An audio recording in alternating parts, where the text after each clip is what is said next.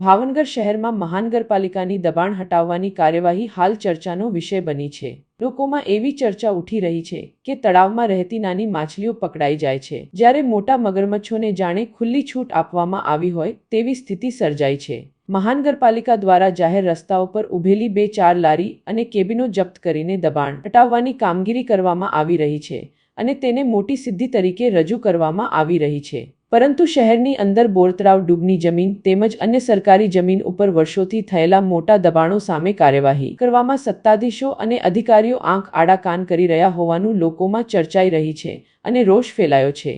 ખાસ કરીને મોટા દબાણકારો સામે કોઈ કડક પગલાં લેવામાં ન આવતા પ્રશ્ન ઊભો થઈ રહ્યો છે કે શું મહાનગરપાલિકા માત્ર ગરીબ અને રોજનું પેટીયું રળતા લારી ધારકોને નિશાન બનાવી રહી છે? જાહેર રસ્તા ઉપર મહેનત કરીને જીવન નિર્વાહ કરતા લોકોની લારીઓ અને કેબિનો ઉઠાવી લેવામાં આવે છે, જ્યારે મોટા જમીન દબાણકારો સામે કોઈ કાર્યવાહી કેમ થતી નથી? હાલ તો મહાનગરપાલિકા રોજબરોજની કાર્યવાહીમાં ગરીબ વર્ગને અસર પહોંચાડીને સંતોષ માની રહી હોવાનું લોકો કહી રહ્યા છે। શહેરમાં સાચા દબાણ મુક્તિ માટે નાના નહીં પરંતુ મોટા મગરમચ્છ સામે ક્યારે કાર્યવાહી થશે તે જોવું મહત્વપૂર્ણ રહેશે।